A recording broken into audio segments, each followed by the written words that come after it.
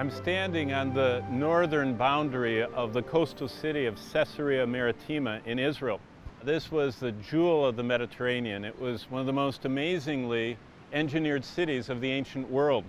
The ocean that you can possibly hear, the waves beating on the shore where we're filming, actually was used twice a day through the tides to completely cleanse the city. The sewer system was tied to the ocean tides. When Herod engineered this city, he made it an amazing spot, the best port on the entire Mediterranean coast.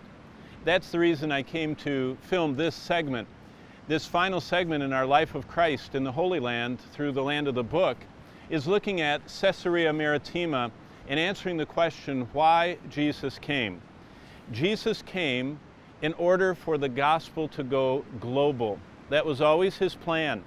As early as Psalm 22, when the Lord's Supper was prophesied, the Lord said that all the nations of the world will come and gather to celebrate the death of Christ. So in each of the videos of this final part of our series of why Jesus came, we're going to look at one of the reasons why he came. The first one here at this aqueduct that I'll be talking about in just a moment is because Jesus was the one who came to give life-giving waters. This aqueduct carried the water from almost 20 miles away in the Carmel mountain range from a spring all the way down to this massive city. And Jesus is the one who came to give life-giving waters, but not if you were connected to some artificial conduit, but if we had him living within us as we do. The second video, we're going to go to the theater where Paul makes one of the most amazing confessions of Christ.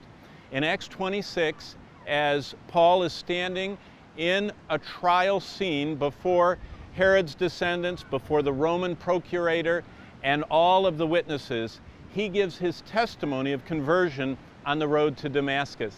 And there he says these words, that Jesus came to open our eyes, to turn us from darkness to light, to set us free from the power of Satan unto God, that we might receive forgiveness of sins and an eternal inheritance, and go through life being sanctified.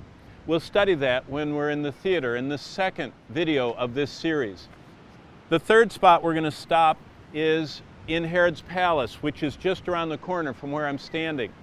Herod's palace had a guardhouse. It was the armory and the secure room if there was any danger for Herod. It was called the Praetorium because that's where, under the Roman procurator, there was a contingent of Caesar's special forces to guard the governor. In that was also a prison where the Apostle Paul was imprisoned for more than 2 years right here. Now remember, Paul had just come off his 3 missionary journeys. He had just sailed in from Ephesus. He had gone from Ephesus right here to this harbor up to Jerusalem, and he was captured and brought as a prisoner to that Praetorium. It's very possible the Apostle Paul wrote the prison epistles. Now remember, there are 4 epistles Paul wrote from jail, and they're Ephesians, Philippians, Colossians, and Philemon.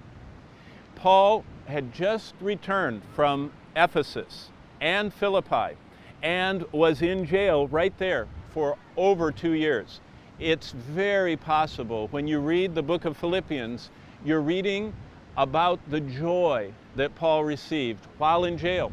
When you read about the epistle to the Ephesians, about the dress of the Roman soldier, Paul was under guard in that Praetorium. And in that video, we will look at Paul and the joy that Jesus gives even when we're in jail.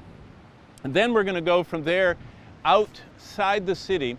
The first place that there were Christian martyrs in all of this part of the Middle East was right diagonal from me right here, an amphitheater where Christians did all the types of things you read about in the Colosseum.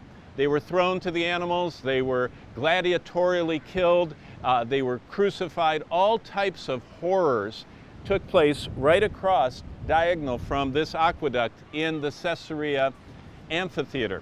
That's different than the theater that Paul gave his testimony in. The amphitheater is a circular amphitheater for sports, and we'll go there. And finally, when we stand on the edge of the inner harbor that's just around the corner where I'm standing, we will be at the spot where Paul came and went in all of his missionary journeys. It's from that spot Paul, after his conversion, went back to Tarsus, his hometown. It's from that spot that Paul met with Philip in Acts 21. It's from that spot that Paul came and went from his missionary journeys. But why Jesus came is for the gospel to go global, and it did from right here. This is also the spot where the very first Gentile believer, like most of us are, the first Gentile believer heard the gospel, received the gospel, was baptized as a believer, and was filled with the Holy Spirit right here in Caesarea Maritima. This is the spot where we see most clearly why Jesus came, and we see he came for the gospel of salvation to go global.